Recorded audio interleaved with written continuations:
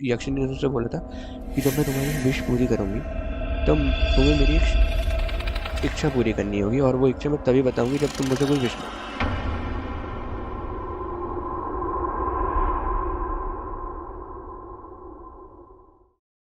रात के 12 बजे के बाद पूरा कमरा ठंडा पड़ जाता था। गर्मियों का टाइम था उस वक्त। पूरा कमरा ठंडा पड़ जाता था। उन्होंने बोला उनको ब्लैंकेट तक ओढ़ना पड़ता था, इतना ठंडा हो जाता था। और हमेशा कुछ फील होता कि कोई मुझे घूर रहा है, कोई एंटिटी है मेरे रूम में, कोई निकल रहा है, कोई कभी कभार उनको ब्लैक शेडो दिखती है अपने रूम में। अब मैं तुम्हारे सारे काम कर दूंगी, अब तुम्हें सामना रोक सकते कोई जरूरत नहीं है। अब वो भैया तो ऐसे एकदम हिप्नोटाइज हो गए थे, उनको देख के बोलते कि भैया मैं तो, उनने तुरंत रोक दी। चले गए। 2-3 दिन सब नॉर्मल हुआ। दोस्तों, आप सभी का स्वागत है अक्षय वशिष्ठ चैनल पर।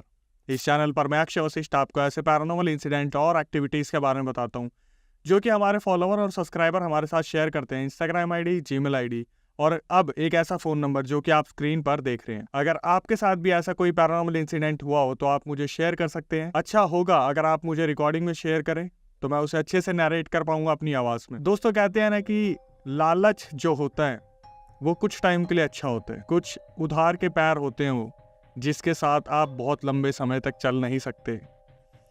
आज का जो रियल इंसिडेंट है ये हमें अमित सैनवाल ने बताया है।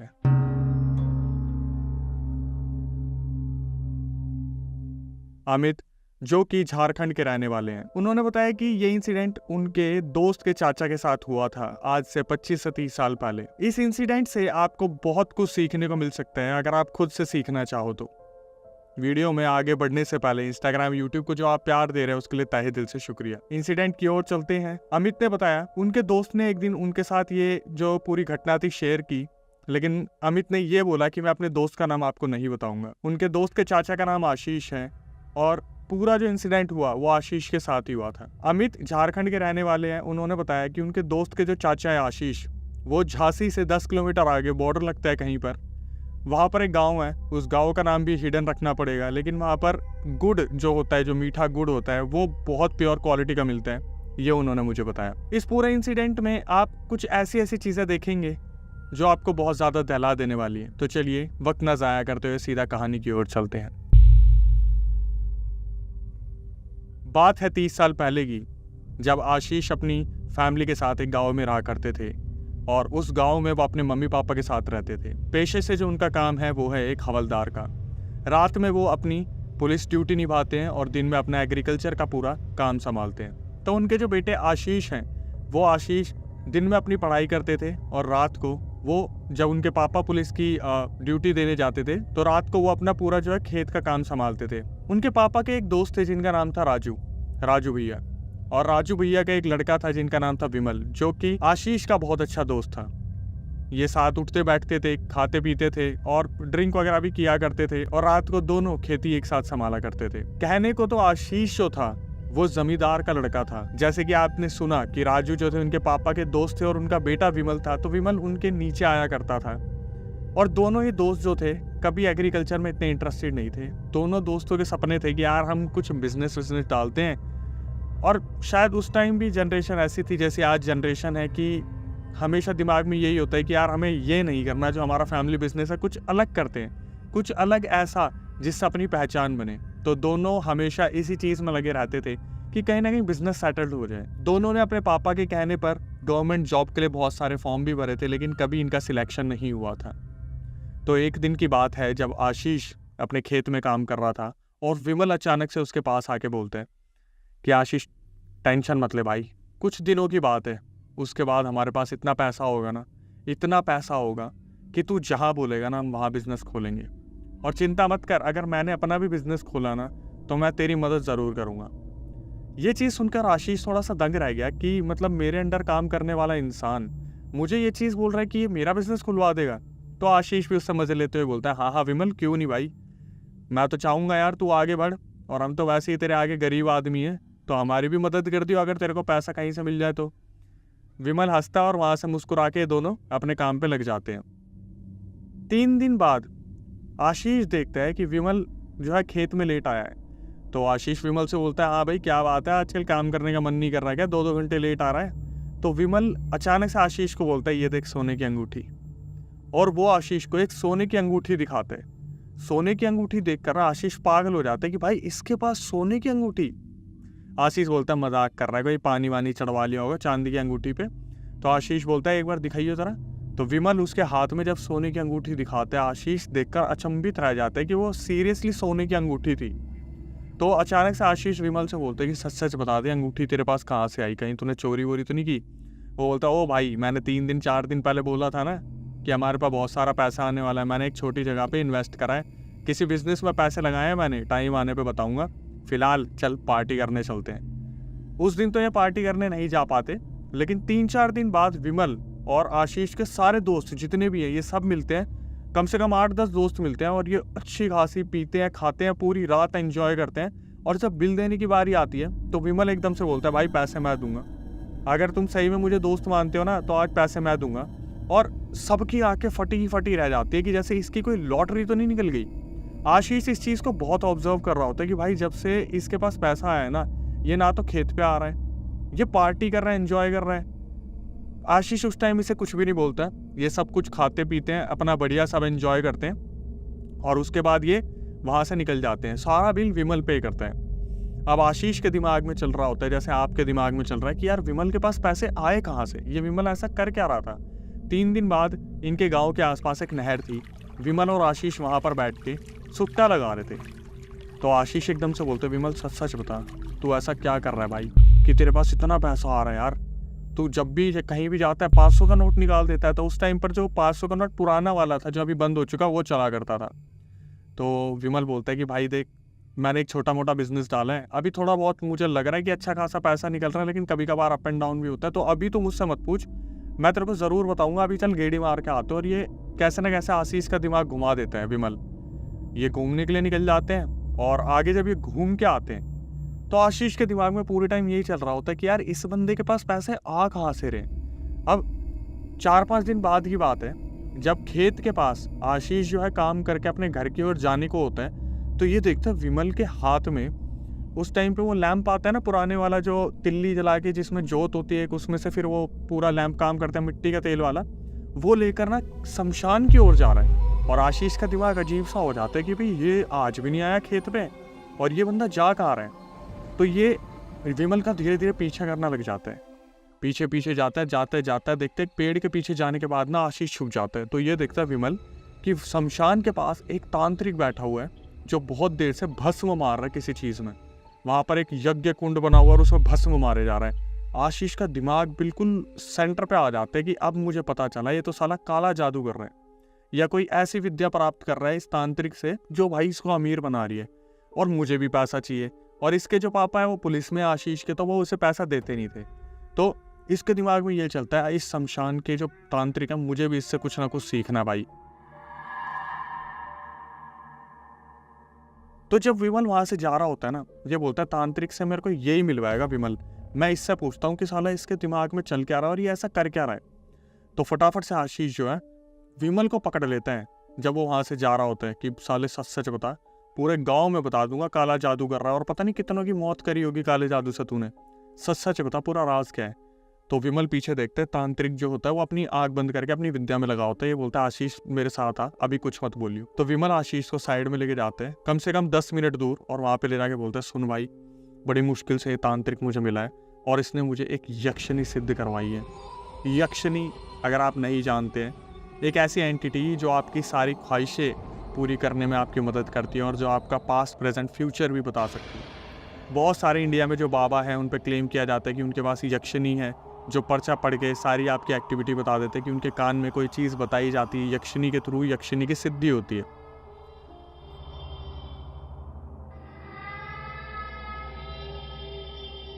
आशीष इस चीज़ को सुनने के बाद दंग रह जाता है कि यक्षिणी सिद्ध कर रखी है। वो बोलता है भाई मुझे भी करनी है यक्षिणी सिद्ध।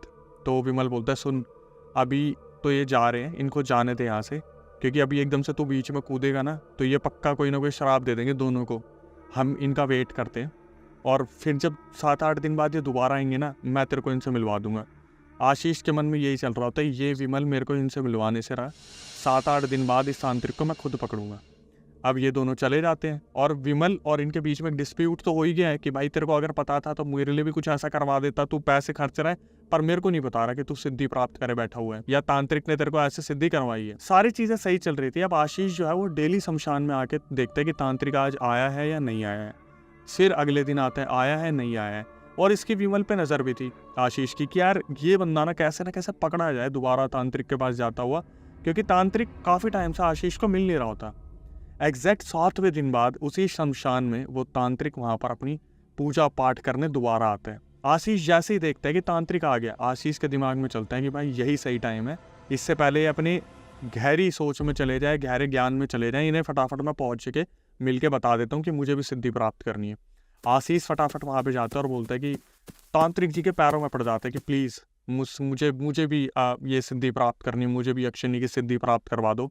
तो तांत्रिक के दिमाग में ये तो होता नहीं कि विमल ने बताया, लेकिन एग्जैक्टली उनको आइडिया लग जाता है कि अच्छा विमल से ये पेट में राज रहा नहीं गया। वो बोलते हैं ठीक है आशीष, अगर तुम्हें ये विद्या चाहिए तो तुम्हें मिल जाएगी, मैं तुम्हें कुछ मंत्र बताऊंगा, लेकिन तुम्हें थोड़ा देख के रहना पड़ेगा, क्योंकि ये पूजा पाठ 10 दिन की होगी जब तुम्हें मंत्र जाप करने होंगे, और 5वें दिन के बाद तुम्हारे साथ कुछ ऐसी दुर्घटनाएं हो सकती है जिसकी वजह से तुम इस साधना को छोड़ दो, लेकिन अगर तुमने इस साधना को छोड़ा तो तुम्हारी मौत हो सकती है। अब ये सुनने के बाद आशीष बहुत ज़्यादा घबरा जाता है, लेकिन दिमाग में बोलते हैं कि लालच चल रहा है पूरी तरीके से कि भाई मेरे को कैसे ना कैसे बस वो सिद्धि चाहिए, मुझे यक्षिणी चाहिए, मुझे भी पैसे कमाने हैं। वो बोलते हैं जो आप बोलोगे तांत्रिक जी मैं वो करूँगा, आप अंगूठा मांगो, हाथ मांगो, मेरा जी मांग लो, मैं सब कुछ दे दूंगा, मुझे बस अमीर होना है कैसे भी। तांत्रिक ये सब देखने के बाद एक प्यारी सी स्माइल देता है और बोलता है ले मंत्र। उसके कान में कुछ मंत्र बोलता है रोज इस पीपल के पेड़ के पास तेरे को आना है, जो यहाँ पे तू देख रहा है ना शमशान के पीछे, मैं तेरे को दिखूँ मेरे को इग्नोर करियो, तेरे को इस पेड़ के पास आकर 2 घंटे इसका जाप करना है मंत्र का, और हो सकता है 5वें दिन तेरे साथ कुछ अजीब अजीब से घटनाएं हो तो तू रुकियो मत। आशीष बोलता है बस आपने इतना बता दिया, अब मुझे बताओ आगे क्या करना है। तांत्रिक बोलते है जब तू 5वें दिन यहाँ पे आएगा ना तो इस पेड़ के आगे तेरे को मदिरा और मांस रखना है। जब तू मदिरा और मांस रखेगा उसी मिनट बाद तेरे साथ अजीब अजीब सी हरकतें होनी शुरू हो जाएंगी। तो आशीष बोलता है कोई दिक्कत नहीं है, और आशीष पूरा प्रिपेयर होकर अगली रात को वहाँ पर पहुँच जाता है। पीपल के पेड़ के सामने बैठकर वो अपनी सारी मंत्र पाठ पूजा शुरू कर देता है। 2 घंटे निकलते हैं और ये घर आ जाता है, वापस सो जाता है। इसके घर वालों को तो यही लग रहा होता है कि भाई ये रात को जो है खेती बाड़ी करने जाते हैं, लेकिन खेती बाड़ी के साइड में ये सारे काम कर रहा होता है। एग्जैक्ट 5वें दिन बाद जब ये मांस और मदिरा वहाँ पे रखता है पेड़ के सामने, इसको अजीब सी एक आवाज़ आती है जैसे कोई इसके कान में बोल के गया है कि आशीष अगर 10 दिन तक तुम ऐसे करते रहे तो तुम मुझे सिद्ध कर लोगे। और आशीष का जो कॉन्फिडेंस लेवल होता है वो एकदम से इतना हाई हो जाता है कि मैं बहुत करीब हूँ, मैं सोच रहा था ये होगा मुझसे नहीं होगा, लेकिन मैं बहुत करीब हूँ। और जैसे ही आशीष घर पे वापस आते हैं, घर पे आने के बाद वो देखता है मम्मी पापा सब सो रहे हैं, ये भी सो जाते हैं। अगले दिन से इसके साथ अजीब अजीब सी घटनाएं होनी शुरू हो जाती हैं। जैसे कि अगले दिन रात को 2 से 3 बजे के बीच में इसको एकदम से इसके कमरे में बहुत ज़्यादा बदबू आनी शुरू हो जाती है, जैसे कोई इंसान को मार कर वहाँ फेंक दिया हो। बदबू से इसकी जब आँख खुलती है तो ये अपने वॉशरूम में जाके देखता है, वॉशरूम में 2 चूहे मरे होते हैं और दोनों चूहों की गर्दन नहीं होती। तो ये फटाफट से अपनी मम्मी को बोलता है कि मम्मी हमारे घर में शायद बिल्ली आ गई है, और देखो चूहे उन्होंने बीच में से फाड़ के फेंक रखे हैं। इसकी मम्मी चारों तरफ देखती है, बोलती है यार बिल्ली कहाँ से आ गई, मतलब इस ऐसा तो कभी हमारे घर में हुआ ही नहीं कि बंद घर में बिल्ली आ गई हो। लेकिन ठीक है जानवर है, कहीं से आ गई होगी, चूहों को मार दिया होगा। तो ये क्या करते हैं, चूहों को उठा के घर से बाहर फेंक देते हैं। लेकिन वो चूहे जहाँ मिले थे वो लोकेशन थी वॉशरूम, और वो बंद था बाहर से। ठीक है, इनके दिमाग में चलता है ठीक है हो गया होगा ये भी कुछ। उसके बाद जब ये उस साधना को कंप्लीट कर रहा होता है, 2 दिन बाद इसको फिर एक दोबारा इशारा मिलता है। रात के 3 बजे अचानक से आशीष को कौवों की काय की आवाज़ सुनाई देती है, जैसे कोई बहुत ज़्यादा एकदम से कौवे उसके घर के आसपास आ गए हैं। तो इसकी जब रात को 3 बजे आँख खुलती है, जब भी ये खेत से आता है 2 बजे 2:30 बजे जब भी सोता है, 3 बजे इसकी आँख खुलती है आशीष की, और ये देखते हैं कि घर के आसपास कम से कम 50 से 100 कौवे जो है इनके घर के आसपास आके बैठ गए हैं और काय करे जा रहे हैं। ये अपनी मम्मी को बोलता है मम्मी हमारे घर में एकदम से कौवे कहाँ से आ गए।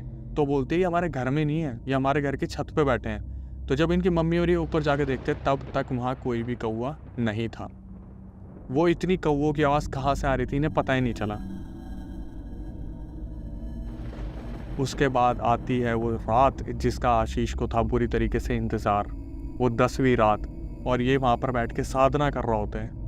एग्जैक्ट रात के 12 बजे एक बहुत ही ज़्यादा सुंदर, अमित ने जिस तरीके से मुझे रिकॉर्डिंग में बताया कि अक्षय भाई इतनी ज़्यादा सुंदर, मतलब जब खुलासा होगा ना अब तो आपको पता चलाएगा, इतनी सुंदर जो शायद आपने इस पृथ्वी पे कभी लड़की नहीं देखी होगी। इतनी सुंदर लड़की एक पीपल के पेड़ के पीछे से निकल के आती है और बोलती है, आशीष तुम्हारी साधना पूरी हुई, तुमने मुझे पा लिया। आशीष जैसे मग्न हो गया था उसको देखकर, बिल्कुल बोलते हैं ना हिप्नोटाइज, पूरी तरीके से हिप्नोटाइज हो गया। और वो यही बोलते हैं उसके, मतलब आशीष के दिमाग में चल रहा होता है, या तो मैं यक्षिणी को पालूँ यार, मतलब इसके साथ मेरा ना कुछ संभोग हो जाए। फिर उसके दिमाग में आता है, नहीं या ऐसा कुछ दिमाग में मतलब तेरे को पैसे कमाने हैं। जो यक्षिणी आती है वो ऐसे बोलती है कि मांगो, तुम्हें मुझसे क्या मांगना है। तो वो बोलते हैं कि मैं आपसे बहुत सारा पैसा चाहता हूँ, मुझे अपना बिजनेस ओपन करना है, मुझे किसी भी तरीके से आगे बढ़ना है। यक्षिणी उसे बोलती है कि तुम अगर मुझसे कुछ मांगोगे तो मैं भी तुमसे कुछ मांगूंगी, मैं तुम्हारे लिए उस इच्छा को पूरी करूंगी और तुम मेरे लिए उस इच्छा को पूरा करना। आशीष लालच में इतना पागल हो रखा होता है, सीधा बोल देता है तुम्हें जो चाहिए वो मिलेगा, बस मुझे अमीर बना दो। वो बोलते हैं ठीक है, कल रात के 3 बजे तक तुम्हें तुम्हारा पैसा मिल जाएगा।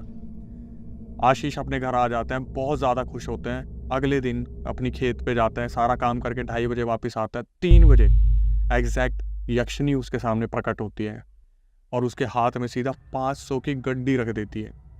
और अगले 3 से 4 दिन तक यही होता रहता है। इतने में 4 से 5 दिन के बाद ये जो इंसान होता है आशीष, ये अपना बिजनेस ओपन कर लेता है सरियों का, जो घर के सरिये बनते कंस्ट्रक्शन का, और इसका सही काम बिल्कुल चलने लग जाता है। अचानक से पूरा गांव देख रहा होता है कि भाई ये हो क्या रहा है, कि एकदम से ये लड़का इतने पैसे कहाँ से ले आया, पहले विमल और अब भाई आशीष। और लेकिन विमल और आशीष की आपस में बात नहीं हो रही होती।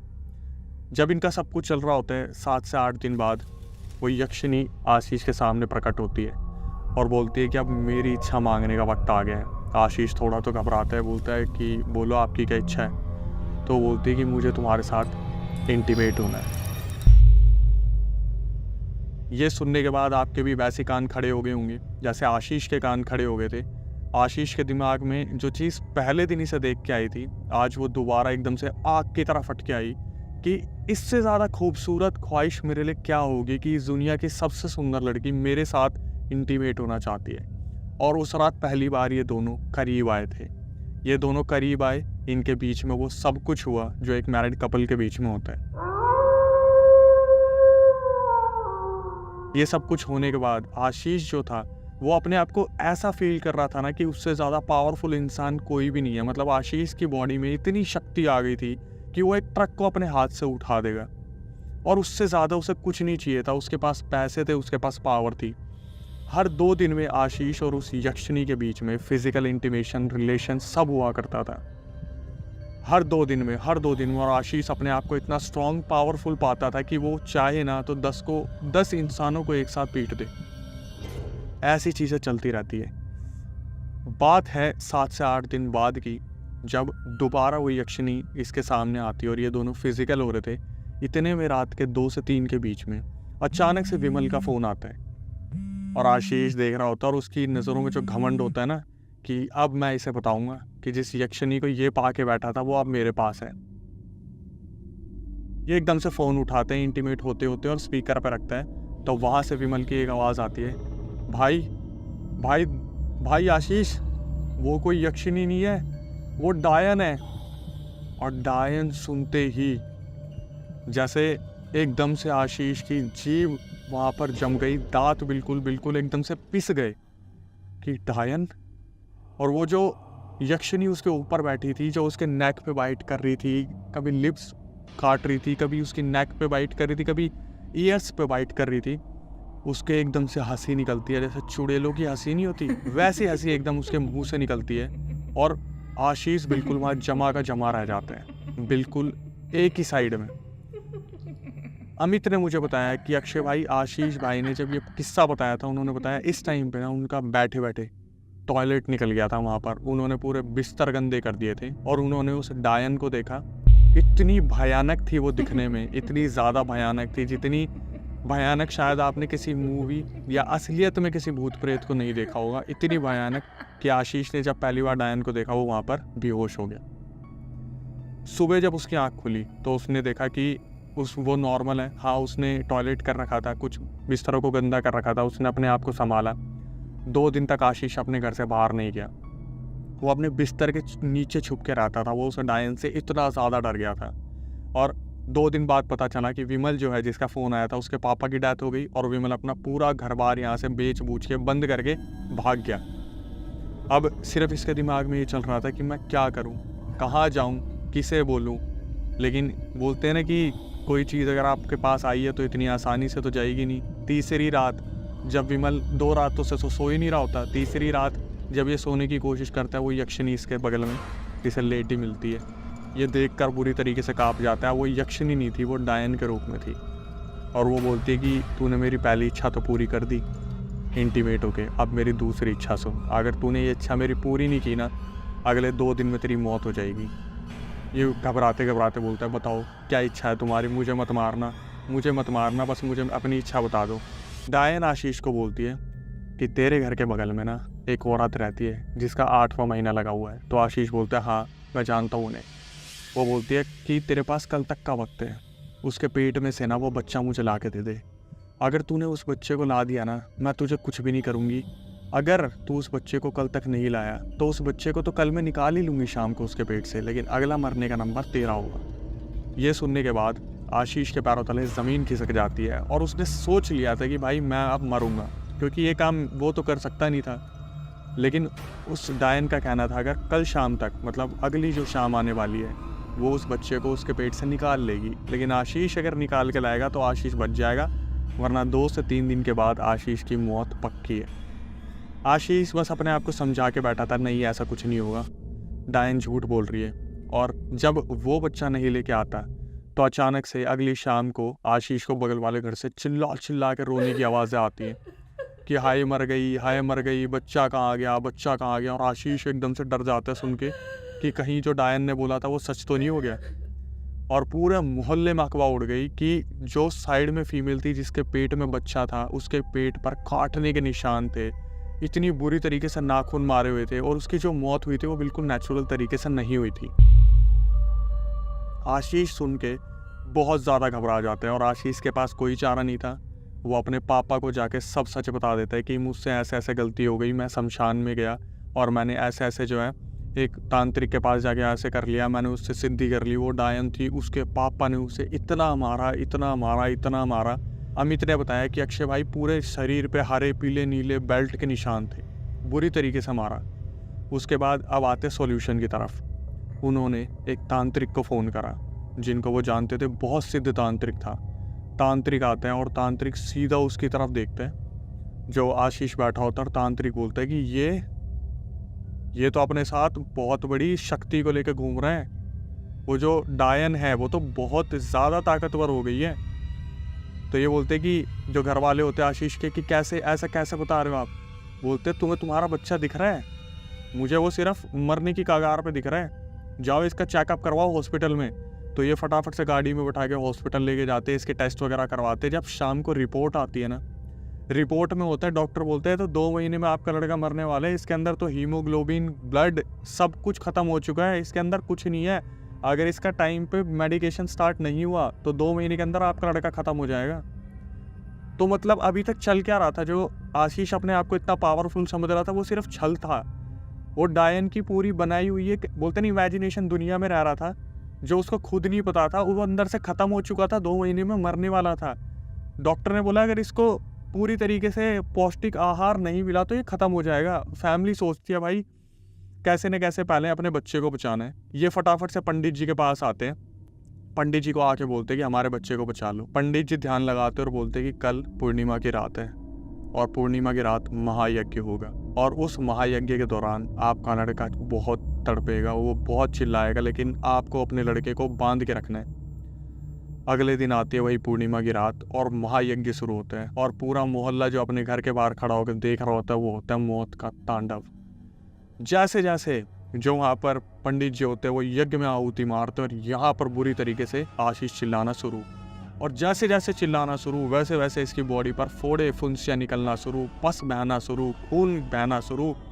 परिवार वाले बुरी तरीके से डर जाते। वो तो इसके पापा पुलिस में थे, एकदम से वो क्या करते हैं, पूरा रुमाल हाथ में लेके इसके मुंह में भर देते हैं। जैसे क्रिमिनल के साथ होता है ना कि मुंह में रुमाल भर के पीटते बुरी तरीके से तो आवाज़ नहीं निकलनी चाहिए।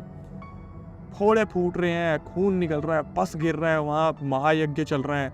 कम से कम 3 से 4 घंटे महायज्ञ चलता है। उसके बाद जो आशीष होता है वो वहाँ पर बेहोश हो जाता है। पंडित जी उठ के आते हैं, बोलते हैं कि फ़िलहाल ये जो डायन है इसे मैंने यहाँ से भेज दिया है, जितनी जल्दी हो सके अब आप इस पूरे शहर को छोड़ के यहाँ से चले जाओ।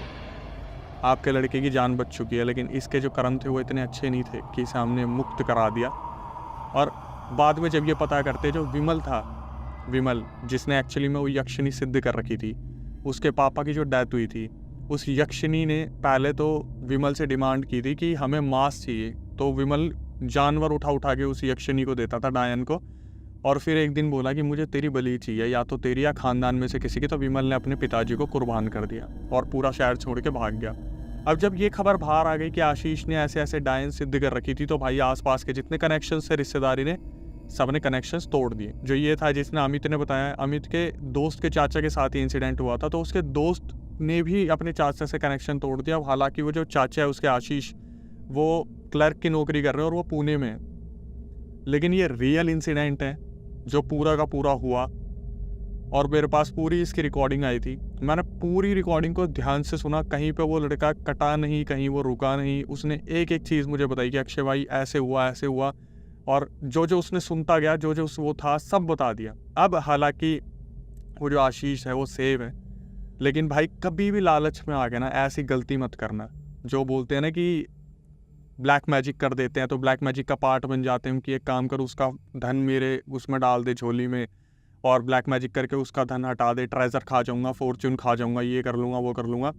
ऐसा कुछ नहीं होता। कर्मों का हिसाब आपको इसी, बोलते हैं ना, इसी जन्म में दे के जाना, और इस जन्म में नहीं दोगे तो अगले जन्म में दोगे। आप किसी की किस्मत का नहीं खा सकते, जो भगवान ने लिख के भेजा है। आप उसे छीन लोगे, लेकिन आपको फिर उसे सूद समेत लौटाना पड़ेगा। ऐसे पंडित जी ने उनके मुंह पर बोला कि इतनी जल्दी आपको मुक्ति नहीं मिलेगी सारी चीज़ों से। उसके पापा पता क्यों परेशान थे? क्योंकि उसके पापा पुलिस में थे, और वो ये देख रहे थे कि साला अब समझ में आया, ये जो डायन इसको पैसे ला ला के देती थी, गाँव में चोरी के केसेस इतने ज़्यादा क्यों बढ़ रहे हैं। और वो अपने बच्चे पे कभी नज़र नहीं दे पाए, क्योंकि गांव में चोरी के केसेस इतने ज़्यादा बढ़ रहे थे। पहले तो पैसे मिल रहे थे विमल को, फिर पैसे मिल रहे थे आशीष को, और उसके पापा रात रात भर टेंशन में घूम रहे कि ऐसे गांव में कौन सा चोर आ गया। क्योंकि वो जो डायन थी, इनके पैसे मांगने पर वो घरों में से 500 की जितने भी गड्डियाँ होती थी वो सब खींच के इनके हाथ में ला के दे देती थी। और कंप्लेंट आती थी किसके पास? आशीष के पापा के पास, जो कि हवलदार थे, कि ऐसे ऐसे गाँव में चोरियाँ बढ़ रही हैं, घरों से पैसे उड़ रहे हैं, घर में से पैसे चोरी हो रहे हैं, और ये पैसे ये उड़ा रहे थे अपनी आयाशी में। हालांकि सब ठीक है। अब इससे भी हमें एक बहुत बड़ा मैसेज मिलता है कि भाई जितना है उतने में खुश रहो, अपनी मेहनत से कमाओ ना, जितना कमा सकते हो। बिजनेस खोलो तो कोई ढंग का खोलो, जिससे कोई ऐसी हराम की कमाई ना आए जो आगे जाके आपको कहीं निकालनी पड़े, आपसे निकल जाए। चोरी का सहारा मत लो, ब्लैक मैजिक का सहारा मत लो, अपनी मेहनत से करो जो करो। आप अच्छी खासी नौकरी कर रहे हो, कोई साइड इनकम जनरेट करने की कोशिश करो, कोई फ्रीलांसिंग वर्क ढूंढो। ऐसा कुछ मत करो जिसकी वजह से भाई दूसरों की बद्दुआएं और अपनी ज़िंदगी का सौदा करना पड़े। क्योंकि ये जो यक्षिणी समझ के जो कर रहे थे ना, ये तो कोई सौदा ही था। और वो तांत्रिक, उसका कोई अता पता नहीं है, क्योंकि वो जो तांत्रिक था वो तो खुद उस डायन से अपनी पावर बना रहा था। और उस डायन को पावर कैसे इतनी मिलती थी? क्योंकि वो भाई कभी जानवर खा रही है, कभी घर में किसी की बलि खा रही है, और उस बच्चे को तो मार ही दिया। मैं अक्सर अपने बचपन से जितनी भी स्टोरीज मैंने सुनी है, उसमें मैंने सुना है कि डायन सबसे ज़्यादा शक्तिशाली तब होती है जब वो बच्चा खाती है, और उस बच्चे को तो उसने खा ही लिया था। कहीं ना कहीं जो लड़का वो था विमल, उसने अपने पापा की बलि दे दी थी। ऐसे ही आपके साथ होता रहता है, कहीं ना कहीं चीज़ें आप देते रहते हो ये सोच के कि ठीक है, लेकिन एट द एंड नसीब में सिर्फ लिखा होता है तो होता है दुख। सो दोस्तों, अगर आपको ये रियल इंसिडेंट पसंद आया हो तो मेरी आपसे रिक्वेस्ट है कि इसको शेयर करना, चैनल सब्सक्राइब करना, यहाँ तक आ गए हो तो नोटिफिकेशन बेल भी ऑन कर लेना भाई। इंस्टाग्राम, यूट्यूब को जो आप प्यार दे रहे हो इसके लिए तहे दिल से शुक्रिया। अगर आपके साथ कोई ऐसा इंसिडेंट हुआ तो प्लीज़ उसे मुझे शेयर करना। स्क्रीन पे आप नंबर देख सकते हो, रिकॉर्ड करके भेजोगे तो मेरे लिए ज़्यादा ईजी होगा, मैं ट्रैवल करते टाइम उसे सुन पाऊंगा। नई वीडियो आने तक stay tune with the channel.